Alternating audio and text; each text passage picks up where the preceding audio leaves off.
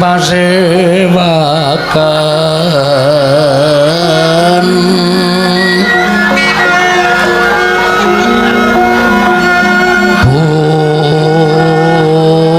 busana maneka warna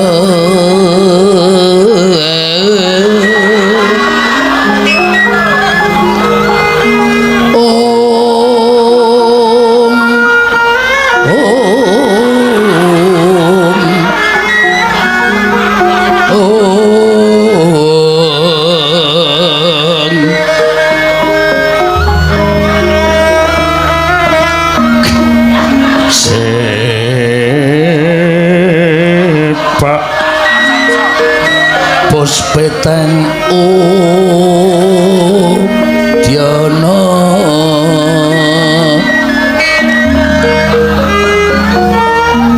yang panjang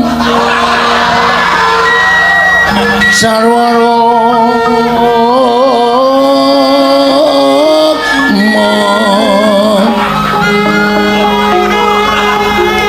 renggeng maneh nara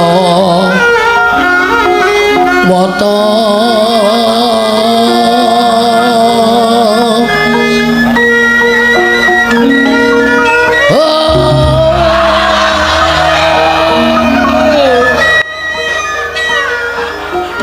obro prabanyo kang sumirat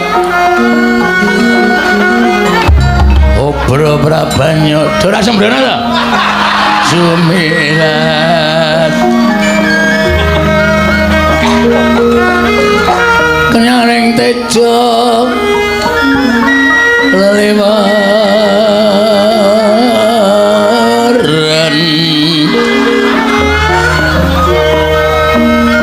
lir kilat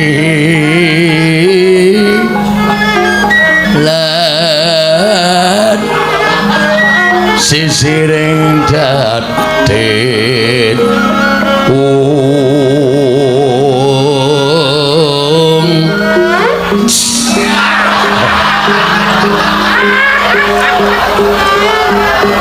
wimpo kekontamre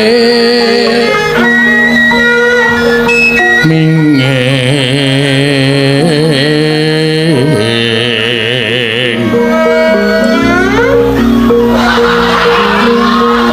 katiuping maruto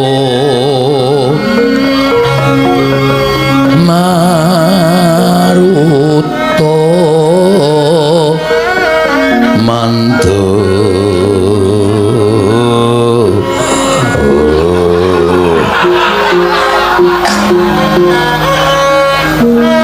saparan mangambar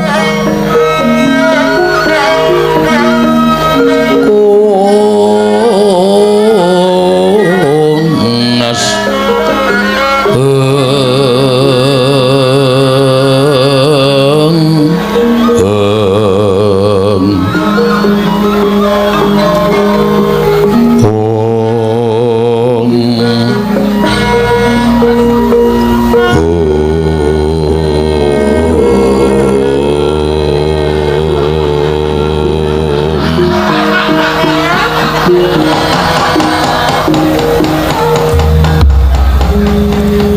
yatari sedengkang sinewa Masri wes keteka-teka ya aku wong ilaeng awi gena mastu purnama sidem sing gedhe pangapuramu ya siswa-siswaku nganti aku telat nggone metu nang pecrabaan merga aku keturun Raden Janaka ya Raden Permadi padha kanthi harja sak praptanira ana ngarsaning wong sawetara lenggah mari kelu kadya muka kenjeming Bantala padha kanthi harja sak praptane lho Raden. Tansah pinayunganing kawidadan niring sambi kula. Kula ngaturaken sembah bekti kula kunjuk penemban. Tak tampa gawe gedhe ning atiku ora liwat puja-pujiku tak empanono Raden Janaka. Kula pendinggo jimat paripindayan ana ing kasantosan. Dikepenake nggone ngadhep nang ngarsane ingsun. Nggih, sampun boten kirang prayogi. Wis suwe. Sampun sawetawis. Sing jeneng wong arep gayung ilmu ki aja kok ngenteni sak jam, 2 jam, 3 jam sedina nek perlu. Kudu dinteni merga ngelmu iku kelakone kanthi laku. Lekase lawan kas tegese kas nyantosani setya budya pangegese dur angkara. Inggih. Dadi ku arep entuk ngelmu kudu nganggo laku ngenteni marang guru ingkang bakal menehi ngelmu. Inggih. Iki wis tak siapke ngelmu kanggo Raden Janaka. Menapa menemban? Ya kuwi koran iso malih dhuwit. Iku aja tok anggap sulapan. Nanging iki ngelmu sing ora saben wong duweni. Inggih, ngaturaken panuwun ingkang tanpa pepindhan. Diprayogake ya Raden. Sampun boten kirang prayogi. Anakku siswa Raden Werkudara padha kanthi harja sapraptamu. Slamet aku ora nuwun sewiji apa. Astra Jingga guruku aku ngaturake basaku katura. Tak tampa gawe gedhe ning atiku ora liwat pangestuku tampanono. Tak gegem dadiake jimat. Prayogake le jumeneng ya. Yo wis ora kurang kepenak. Mbok dijajal sekali-sekali lungguh. Ora iso. Ya wis nek ora iso aja dipaksa. Raden Sencaki padha kanthi harja sak praptamu Tansah pinangganing kawidadan mremban. Wilujeng bekti kula kunjuk. tak tampa gawe gedhe ning atiku. Sawise kabeh padha setata ana ing jroning pertapan. Iki jroning pertapan iki kabeh para siswa-siswa saka pirang-pirang grup ingkang padha rawuh ana ing pertapan Pring Sewu. Ya kuwi saka PWKS kene dhewe. Sobat ngebiar. Sobat ngebrok. PWKS Jabodetabek lan kabeh wae sing padha rawuh. Akeh sing padha siswa-siswaku sing padha saka luar kota. Inggih. Iki bebas wae omong-omongan iki. Ora kaya rasa kaya wayangan biasane. Bubar jam 12 ya apik, bubar jam 11 ya apik. Bubar jam 1 ya apik. Inggih, menemban. Ora bubar ya ora apa-apa.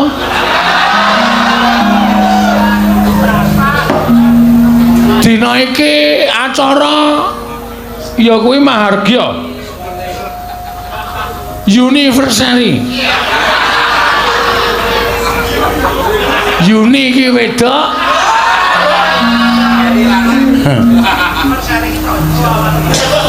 Anniversary iki lemu. Wedok lemu. Ingkang sepisan mula kabeh siswaku padha tak lumpukke padha.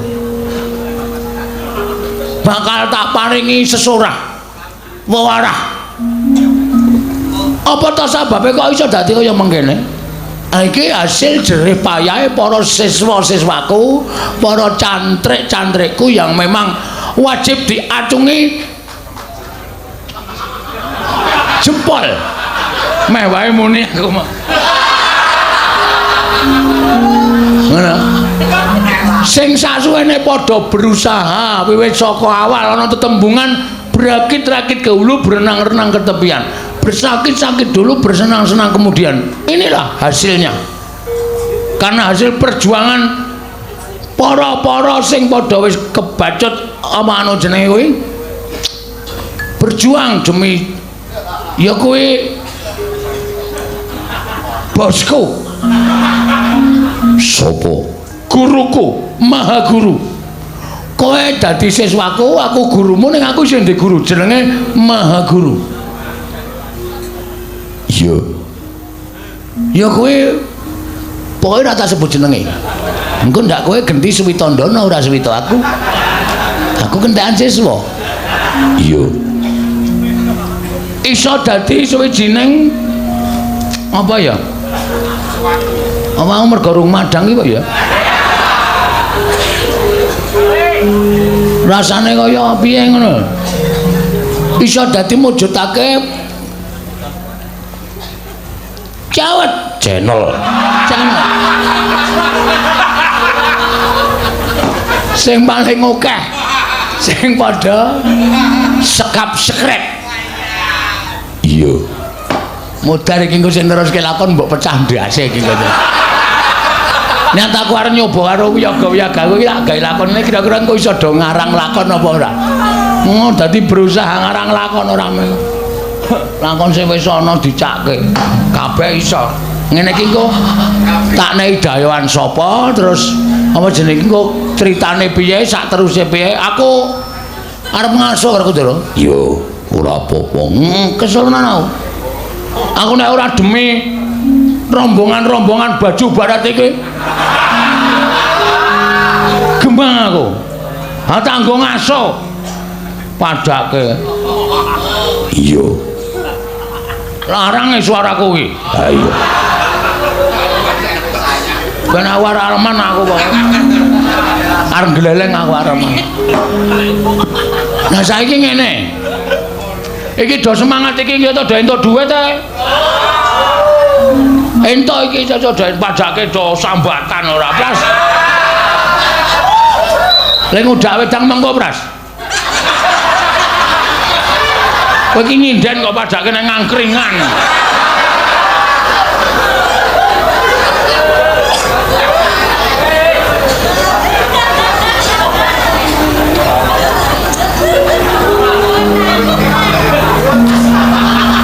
Apa to sababe kok iki tak lumpuhke mergo iki mengenang anu kok mengenang.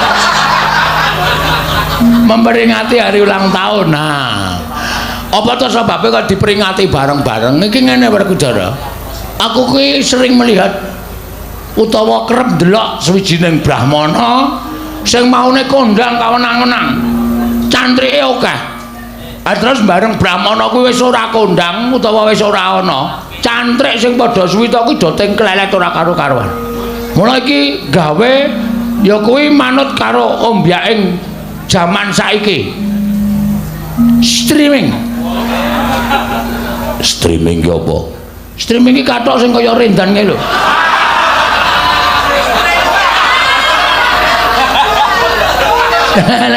Wah, kowe rung tau ta ora gitu. Durung. Sing kaya saringan tahu kae ning dienggo kathok. Kuwi streaming. Streaming ki apa jenenge? Iki iso dipancarke tekan luar negeri, tekan ngendi-endi terus oke sing padha subscribe terus akhirnya awak dhewe entuk royalti saka Pak YouTube. Nah, duit royalti iki nek saya oke suwe-suwe iki iso dienggo penguripaning para cantrik-cantrik kuwi nek wis ora nabuh. Nek wis do tuwa, do perot. Ana sing lara barang. Ana sing ngomongi ra cetha. Kuwi sesuk bakal tetep entuk dhuwit. Sinden-sinden barang iki nek do ora payu, elek rupane. Saiki do gleleng ayu, mripate dinae biru-biru iso blalak-blalak. Idepe dikai apa jenenge idep pasangan iso jentit. Sing ra duwe bokong kai subal iso jentit. Sing kurang gedhe disubal iso gedhe. Kuwi kabeh sesuk nek wis tuwa ki wis ra bakale ora kaya ngono. Mula aja gleleng. Selagi masih bagus utawa cantik ki aja gleleng. Sesuk nek wis tuwa wis ora ana wong ngejak nyinden, kluwap-klawop nang omah. Kemulan udung serbet kaya aku ngene iki. Wis ora ana wong gatekake lah, kaya ngono iki perlu diperhatikan secara finansial. Nggih. Ora usah bingung lho, kowe dandan Werkudara dandan Janaka kok omah kaya ngene iki rasa tok gagas. Iki pancen niatku ora tenanan. Nggih. Mekaten. Nah. Ya kondur ngedaton yo. Dereng-dereng kok kondur ngedaton. Ha iki arep bahas apa wae coba jajali. Penemban. Apa Janaka? Kula badhe nyuwun priksa.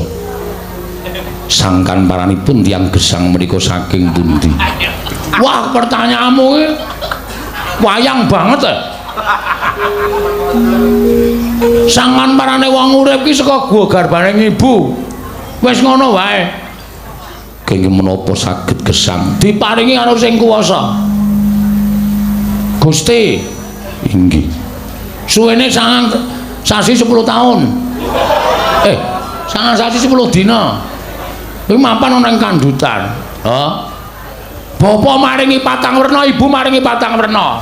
Bapa maringi sarwa kasar, ibu maringi sarwa halus. Terus diparingi sukma mula terjah wujude menungsa. Lho, Bagong iki nek muni ngene iki kok apik banget.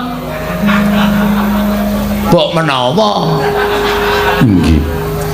Matur sembah nuwun. Werkudara arep takon apa? Tirta pawitra maning suci.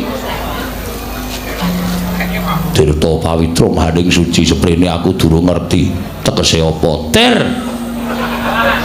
Tirta pawitra saka tembung tirta pawitra. Tir kuwi iso ireng nek dileleke kijing. Mula wong urip ki aja nganti tumindak sing ireng, tegese tumindak sing ora prayoga. Iya. Tatanan uripmu aja nganti grusak-grusuh nggone nglakoni urip. Pasuryan kudu sing bagus, aja mung pasuryan tok, ning tekan ati kudu bagus.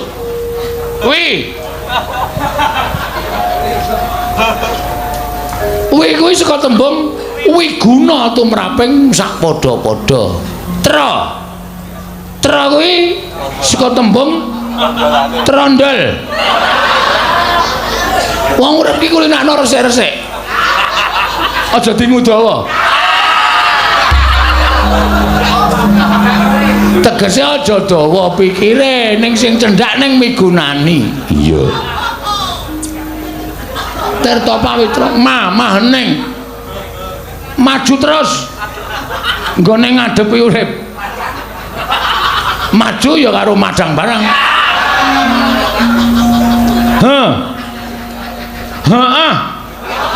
Aja nganti ana tembung ora, ning tembung heeh. Heeh ki tegese heeh. Heeh ki nek iya, heeh ki nek keplenet. Heeh. Ya. Mah ning pikire. Kudu ning ing sabarang tindak tanduk. Kuwi asu.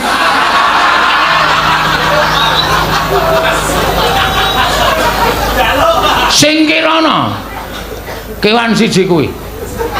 Mergo nek kowe ngrasuk agama sing pungkasan aja nganti diambus karo siji asu loro wiyaga.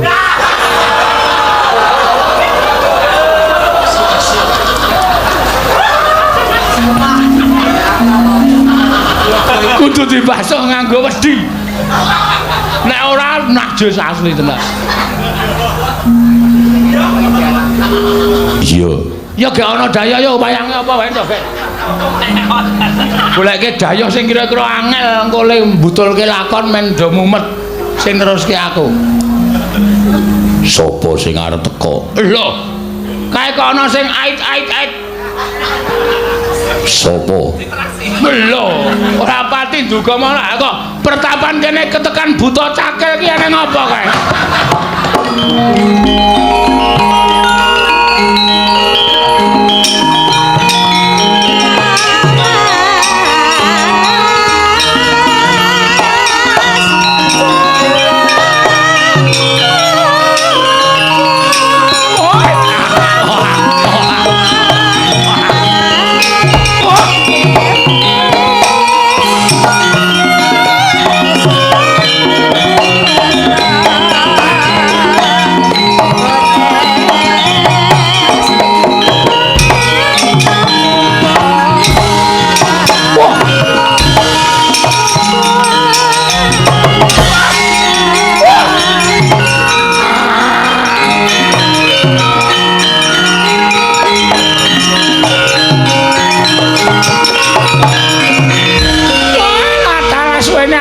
cinta karo Begawan Astra Jingga. Lah kok iki aku ketemu karo satria sing saben dina mateni karo aku. Wah, tobat. Nek ndi ana satria kaya ngene iki aku ora trimake. Bocah iblis lanang padha sesekan. Sabar. Bengi iki Janaka karo Cakil tak damekke. Aja nganti padha regejegan. Buta Cikal, Cakil. Buta Cakil sing sabar. Woi lantar. Bapa Penemban Klilangono. Buta menika kula dawahi pusaka. Janaka aja kaya ngono Janaka. Apa ta gunane wong congkrah? Pancen antaraning Janaka karo Cakil ki mujudake suwijining filosofi. Apa ta sebabe Buta Cakil ki mesti mati? Merga watak Angkara ki mesti kalah karo watak becik. Ngono. Ning apa to? Apa ya elek nek watak Angkara ki tumuli sadar. Eling karo Purwadasina. Wis saiki ora usah sapa ngalas nyegati satriya-satriya. Sapa Manyabara. Nyegati bakul-bakul. Ora usah nyegati satriya terus. Ah, jejer ngono kuwi rak damai. Aku dhewe kisruk kok iki. Arep ngopo iki? Woi, lancar Penemban, kula suwun ngersa patuko Penemban. Sewu-sewu rawatanipun ing ngabdi tansah wadana Penemban. Ana apa Buta Cakil kok kowe sowan ana ing pertapan Pring Sewu? Mungkin tatos ing kawuringan kula menika. Kula nuwun sewu Penemban. Kula menika bingung. Bingung perkara apa? Kula menika sampun mados sawijining tiyang pinter, tiyang ingkang pancen ngertos dhateng menapa kemawon nyatanipun boten saged ngaturaken menapa ing sampun kula aturaken dhateng metuning permenan. Kowe arep takon apa? Kula badhe nyuwun pirsa dhateng Penemban. Bapak kula ibu kula menika sinten Penemban? Wah, iki lakone Cakil takon bapa iki. Fenomenal iki. Kula kepengin nyaoto padanipun bapa lan ibu kula. Kula kepengin nyembah sungkem kaliyan bapa lan ibu kula Penemban. Kula aturi paring dawuh menawi kula anak-anakipun dewa sinten menawi kula anakipun berita-berita sinten menawi kula anakipun beratus-atus sinten menawi kula anakipun Allah sinten Penemban. Sabar ya. Santai. Wah, angel tenan iki. Sik. Satenane kowe takon kaya ngono ki apa tak pikir. Niki sampun. Kula menika mireng kabar bilih wonten ing pertapan Pring Sewu niku wonten sedaya ingkang ngampuh kilo-kilo. Iku bener-bener Astra Jingga. Menawi kula tepi-tepi saking Wanatik, Brasara, Wana, Kamyaka, wana ing Krendayana, sedaya Cakil kula kelembakaken. Sasampun kula rapat saking para Cakil ing paguyuban Cakil Indonesia menika. Tumuli kula rapat. Lajeng kula sami sarujuk bilih badhe pados tiyang sepuh inggih menika bapa lan ibu kula. Menika sinten Penemban? Menawi atuh Penemban saged ngendikaken tiyang sepuh kula, bapa lan ibu kula. Kula janji benjang boten badhe sapa wonten ing wana malih. Kula janji sapa wonten ing teleking wana. Boten badhe cegat para satriya. Nanging samangke kula badhe ayo pokokipun pados betap melaning sak sae-saenipun. Werkudara? Iya. Piye iki ngerti ora kowe? Bapane mbokne Cakil iki sapa? Wah, aku dhewe ora ngerti. Janaka Menawi saipun dipun percaya kemawon. Sabar. Terus Cakil kok pengen mateni wae lho. Mbok mateni radio sing ora ana hukume. Nggih. Sajaipun menika sampun boten saged dipun ajengaken. Menan. Kemana kula cuma ada jangan. Kados pundi menapa paduka menawa saged ngendikaken tiyang sepuh kula menika sinten? Bapa kula menika sinten? Ibu kula menika sinten? Nawi menapa saged ngaturaken adire panjenengan menika dados sawijining pendhita ingkang mangertosi asta gadah tantra ingkang kathah sanget. Jebul pinanggipun paduka menika sawijining pendhita ingkang ngayawara. Pendhita ingkang boten wonten nyatanipun. Ing atasipun pendhita ingkang kondang kaluka kondang. Nang nyatanipun panjenengan boten saged ngendikaken pundi tiyang sepuh kula. Tiyang sepuh kula menika menapa kawula limrah, menapa narendra, menapa pendhita, menapa nyaksa, menapa sinten kemawon Kula nyuwun Jawa Perempuan, kula nyuwun Jawa hanya.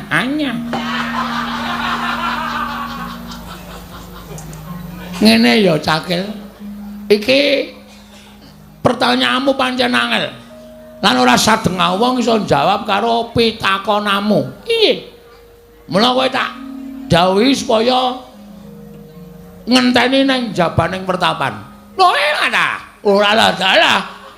Kowe iki tak kon jaga ning jaba pertapan malah lho dalah. Inggih. Engko sabubareng apa pasewakan pertama niki aku nututi karo kowe tak wene keterangan bapakmu sapa, ibumu sapa, mengko mendong para pamirsa iki Cakil iki jatine anake sapa. Mergo seprene ya urung iso dibuktekke. Cakil iki anake sapa? Wah, alah, nek ngaten. Sapa cedhake kula jeneng sopan kula penemban. Kula nyuwun pamit mentalane yawi ngentos ing ngajabaning pertapan. Ingkang ngentos ing ngentos sampun penemban Astro cinganipun panjenengan bapak kula menika sinten ibu kula sinten. Ah, wis aku radong ngomongamu. Matur sembah nuwun wonten pinjan. Kula nyuwun pamit tamping mestingan nyusul. Koprok watu modar. Wis kono ge metu kono. Inggih ngestaken dawuh nyuwun pamit. Madal Mas Elan. Sing ati-ati aja kaya bocah cilik. Lho niki nyuwun pamit. Nyuwun pamit. Bareng nyuwun pamit.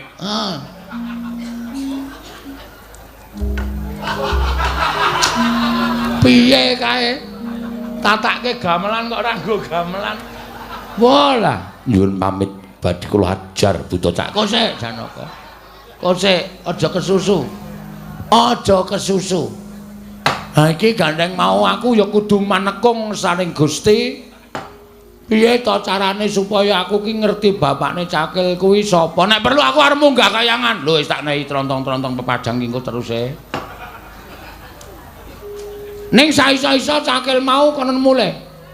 Merga nek ora tak kon mulih engko ora ana konflik sarampunging adegan iki. Yo wis toke dawuh. Raden Sendang ki mangsa Baranga ngestaken dawuh. Raden Janaka mangsa Baranga inggih ngestaken dawuh.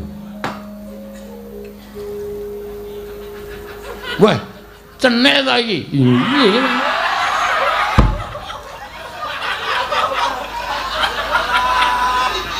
Ora ngerti lek mlebu dadi abdiku kok dadi kowe metekut nang kono. Inggih, Peremban. Kula dados abdi panjenengan. Heeh. Sesuk nyanyi ora? Sampun mboten. Nyenden niku ki mboten. Wah, ya senimu ilang nek carane ngono. Inggih. Piye kabare sampe to? Pengestunipun sae. Bantalku isih tok simpen ora?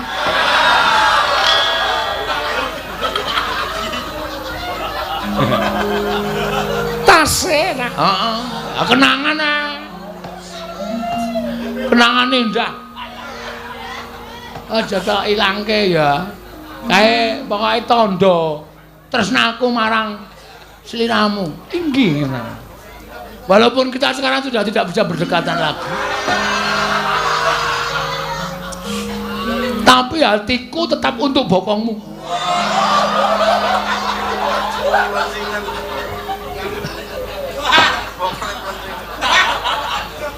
Inggih.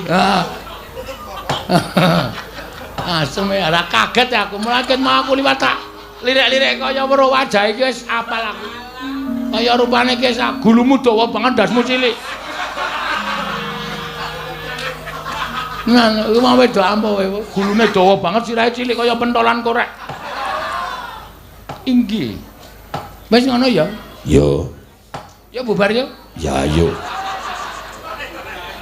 Kudara kok ya yo. Monggo penemban kula dherekaken. Bubana kang padha seba ingsun kondur jroning pertapan Puri Nirmala.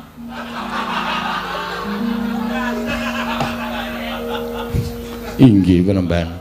Sabebian wau to. Kaya wis paripurna sabdaning penemban Astra Jingga Arja kondur ngedadon. Jeduk. Saking dampar pertemuan begedeg. Gatinon saking Mandrawa kaya gangsaran trandane.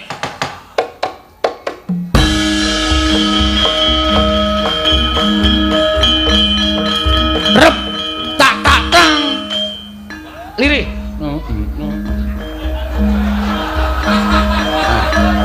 Sidene terus tak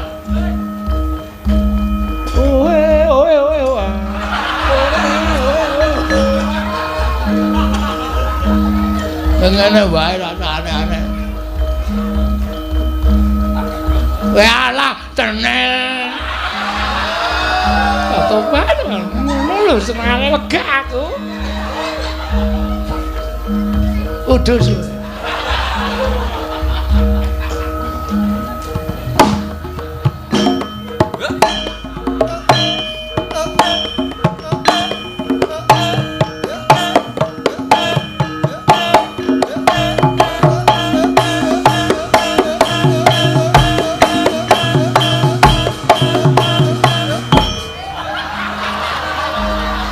Alam yang sithik. Oh, kaya jual mahal. Biyen ketok apa, saiki ketok apa?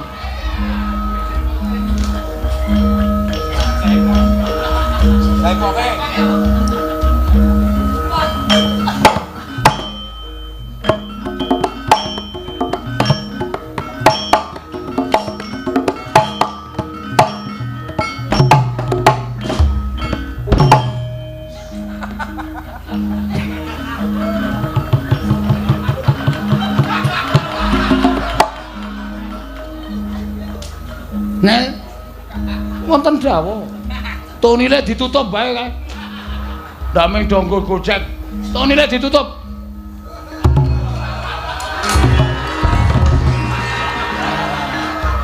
Ayo sing dandan timbok cange dadi urung. Sampun. Sampun. Nggih metu. Adegane pindah limbuk cange iki. Diseseke. Terus sesek. Men penonton mlumpuk. Ya terus.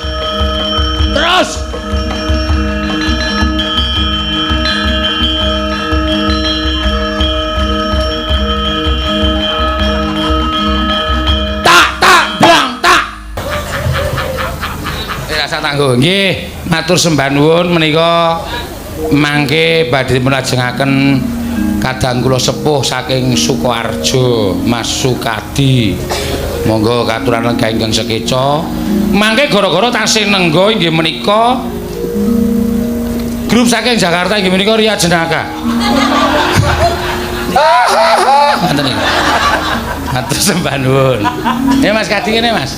Ayo mayang sak jam 2 jam gak dibubarke. Menika ugi trah dalang, menika ugi tus dalang saestu. Menika kadang kula mayang cara Yujasala nggih apik. Sedulure kabeh ya dalang. Monggo. Mau kerise sapa iki?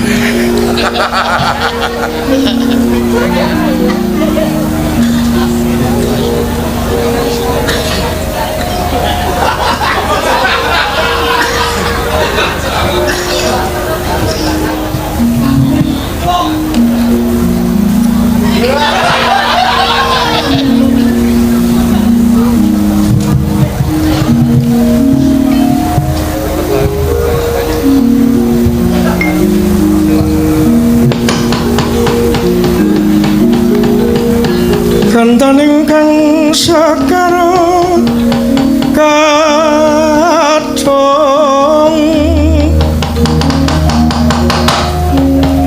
pawan kembang menara kusumanira alum winor lan noyo-toyotan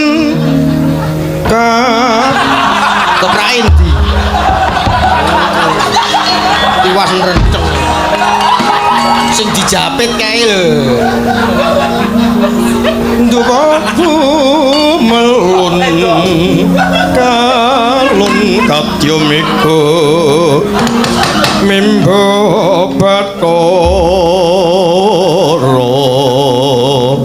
talekne iki to ya kok ya tegel-tegel terus lunga lho sun iki dutaning nata Ratu Kenya Majapahit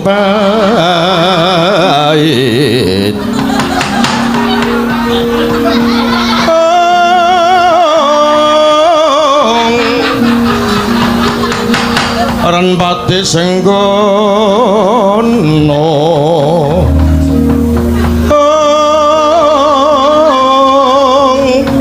Atma mantune ki pati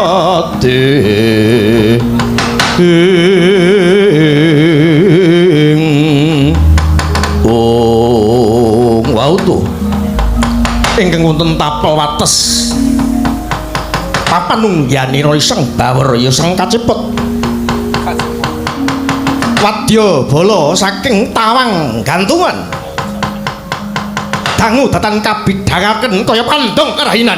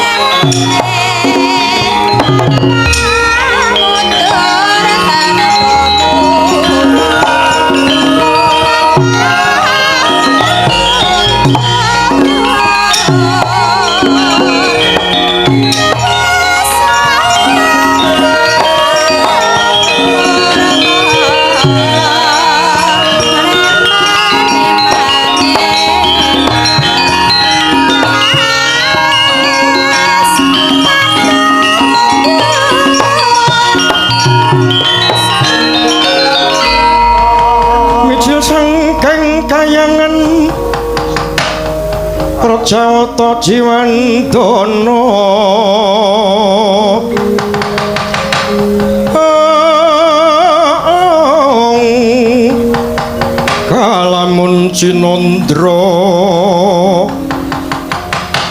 Kalamun Cinandra lir Kartika silih prenah kang samya sumewa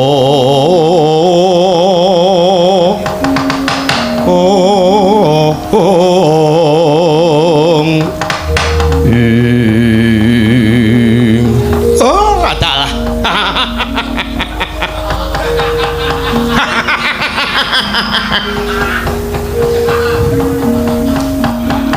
tak wis badake wadya balaku ingkang saka tawang gantungan cawut ror lawan ndandang mangure ya ing wukir pidikan walah gabungan iki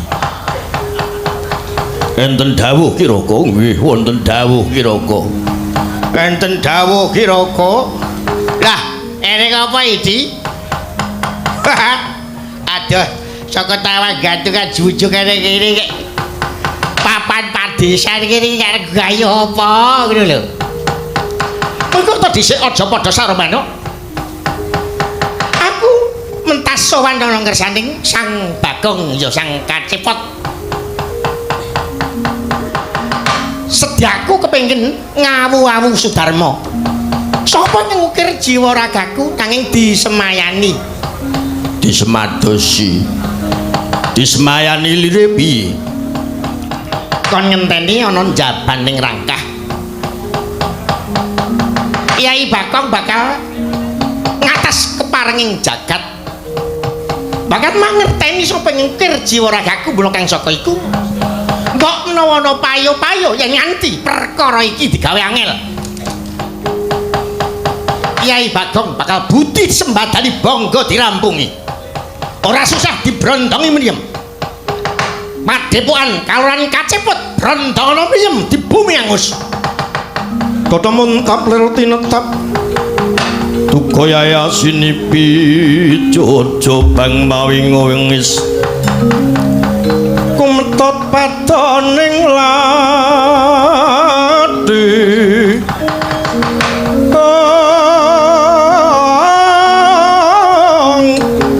Netra kocak ngundarantir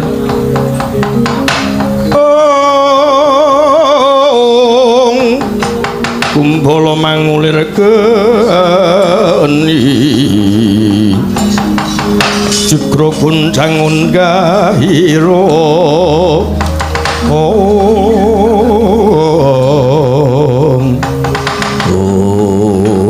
bidal binjang lopo besok dadak ngenteni apa ora kitang sampurna Bathara Sudawa dikopiak ana ngendi Palurahan Bogong.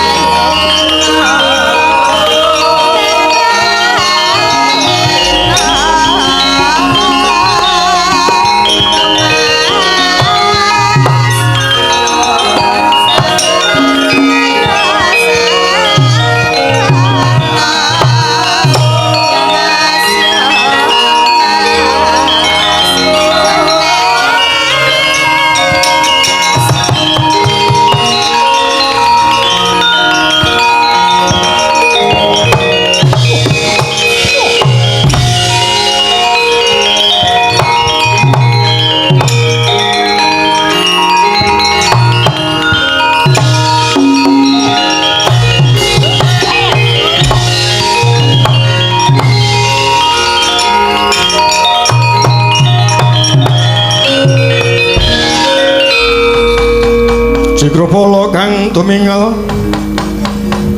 Prang campur samya ngedali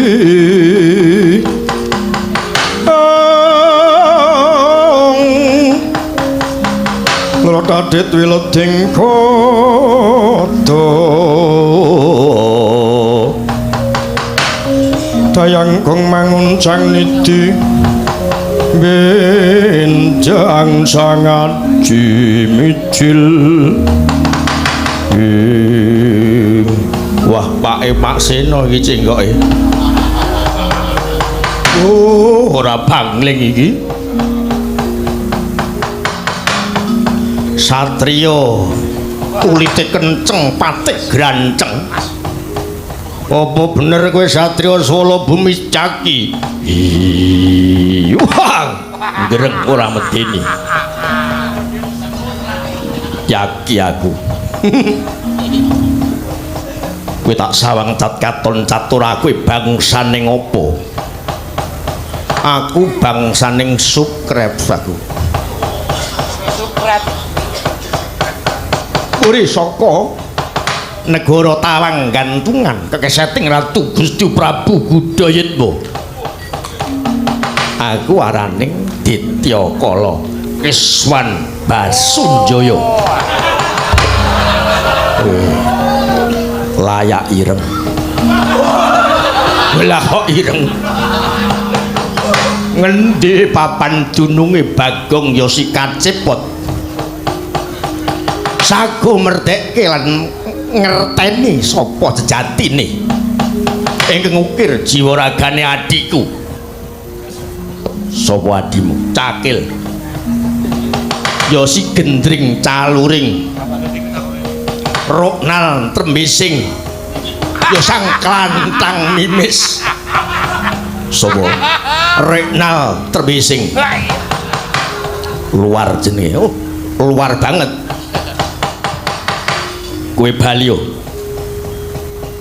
ora wurung kowe mung bakal ndandang karusakan buta buteng betah nganiaya kene dudu papane wong urakan oh kowe kok nyenggara macan kelawan aku ketemu pirang perkara mertamu nggawa prajurit segelar sepapan oh jubri ora saning atiku kowe gelem minggat apa ora yen ora gelem minggat aja takon dosa kowe bali mung karyaran Toto mentap lero tinetap Dukhoyaya sini binitro kocak ngundarantir Titepnya mangola cakra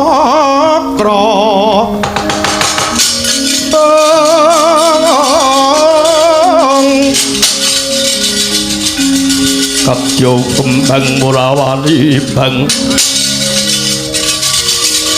Metep marang sagedeng bel Kadya micil tahanane murup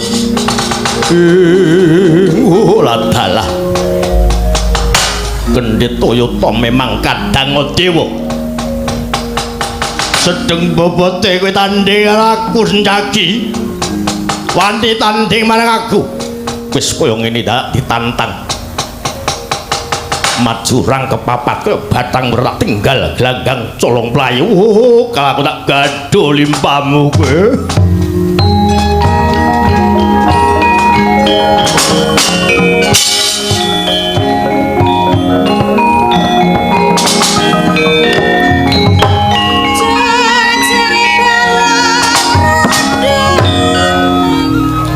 santai ngono kuwi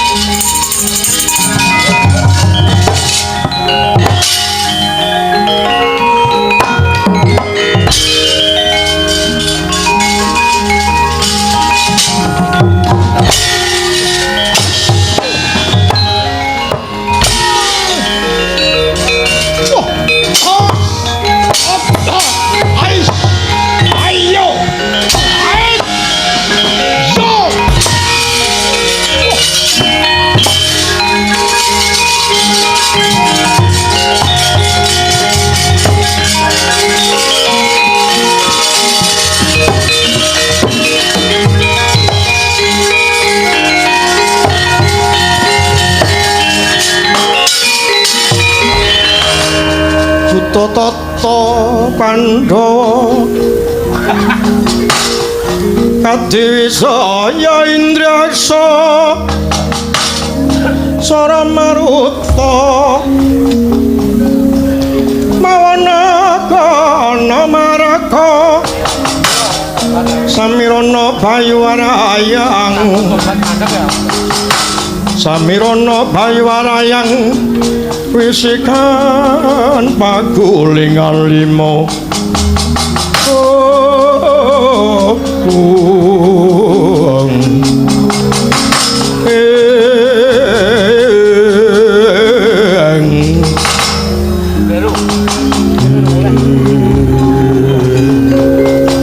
nggo numpak-umpak iki jane rencanane adalah semono bobotmu. Yaki wong kang kaya kuwi ora kena digawe becik kowe parat. Ayo aja mbawa musuh yen isih maju. Sapa kuwi?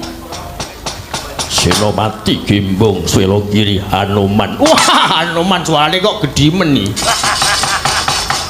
Wah, untune bubar anyar iki pasangan. Maju tak glithuk tanganmu. Tak rincong sikil leko koil emplamu.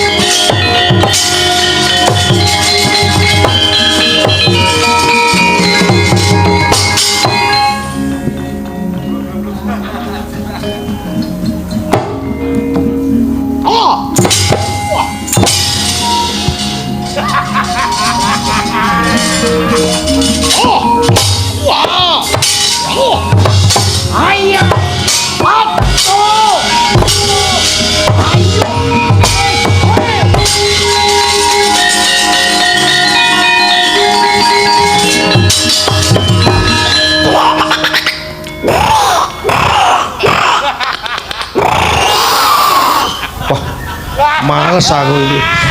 Anggere pethuk dalang untune genep wis males aku.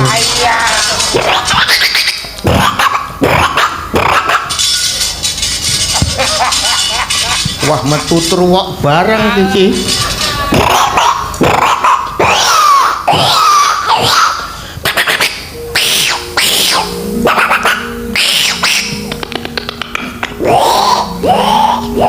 Wah. Ya eling-eling rombongane Prastiwi. Kok gembira loka. Kae iki bonbi napa kuliner? Nek bonbi kok kewane Gus. Nek awan do turu.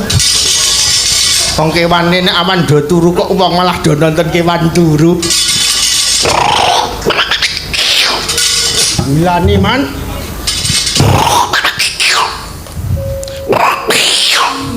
Piye?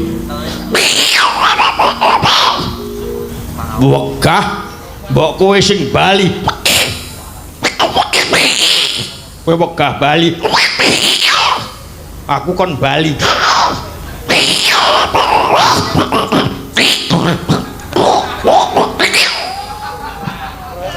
Ora cetha. Piye?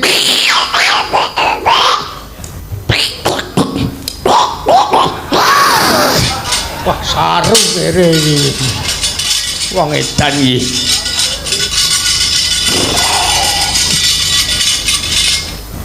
Man.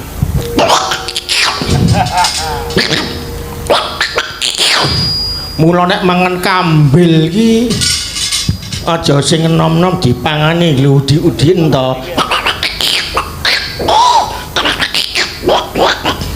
Bilani man.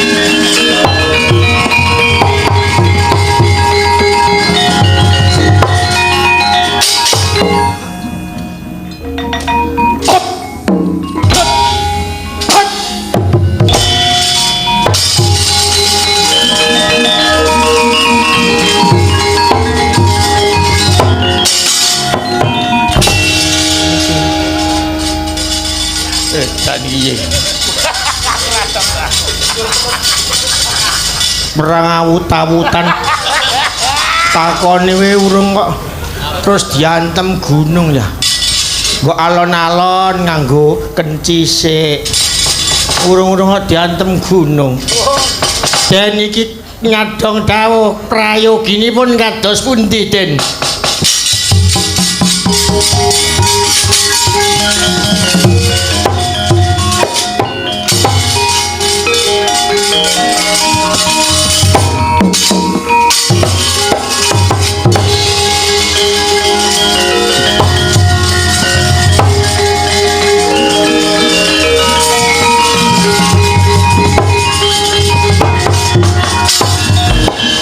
Sikrong kayu gegono Risang Romondaya Pati Ono putra kencang krama nami Nyowil Kadaksini Di urung sediamu ya Di nek kowe tetep mangan papan yang takon wong Bagong wong Bagong iki nek kanggone wong kamantor iki gur drajating batur ning semono jalma tan kena kinira gili lungsi ngono kae pancen ora kena digawe becik. Ngepok kemiring apa nyetak bacut-bacuti lakon iki. Lah terus karepmu aku bakal gugat nyang kayangan. Ondorante kukuten selo matang ketutupen. Lah kowe rumangsane iki dewa apa piye? Rumangsane iki dewa besakne kang geter. Anggepe iki apa ya?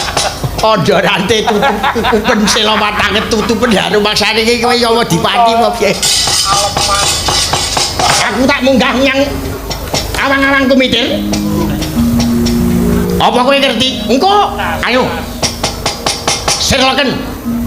Aku tak munggah nyang awang kumitir. Serloken. Lah aku dhewe ora tau ora kok sirlok kaya awang kumitir iki ya. Serlok. Alah padang yo genah. Alamate ngendi ngono. Kayangan kok nyirlok iki cerdasmu kowe apa? Yen gelem ngetutno, nek ora gelem ya karepmu. Aku bakal budal menyang kayangan. Nek wong nyang kayangan iki kudu wong resik atine. Mongke sing jenenge watake buta ki buta buteng betah kali kaya. Wong munggah kayangan iki mukir tengguru. Kenapa kok jenenge mukir tengguru? Bentuke kaya dandan. Nek ora wong ketrima lan ora wong wicaksana lan wong pati-patine senopati ora iso munggah yang mukir tengguru. Ya nganggo tambang lho jaman saiki kok. Ola karepku lah nek nyang tim sar pendaki gunung ya karepku nek iki gunung ajaib lho. Ngene kanthi apa-apane sing tanggung jawab aku. Jogja meneh. Sirina laning pasewakan busana Kendhaku tiwas nawalik. maneka warna sebab puspiteng udyana nyang panjrakang sarwa rukma renggeng manik narawata Popro Prabanya sumirat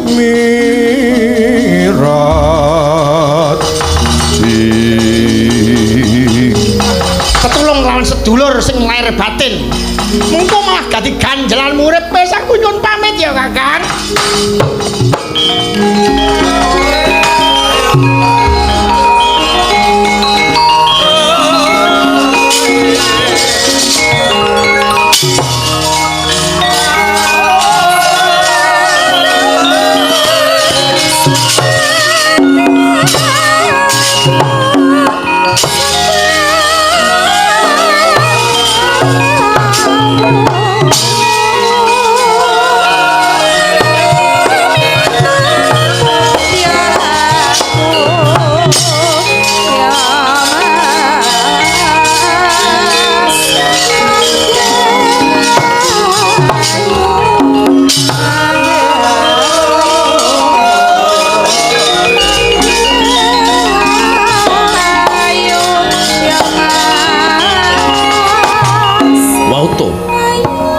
Sedakep saluku tunggal nutupi baban Winarasaka.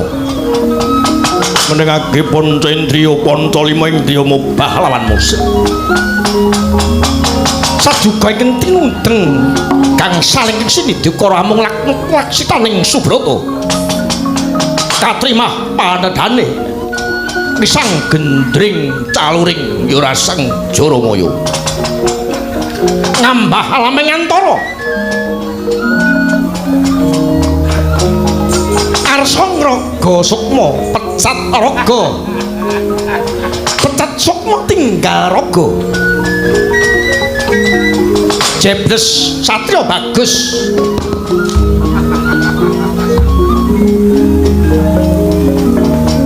ingkang sinawang saking katebian manter saksa dolanang kahyane bisa ngembari sunaring Hyang Pratanggapati Madha saking Guwa Garba bablas lir tatit pentah lir soliwenan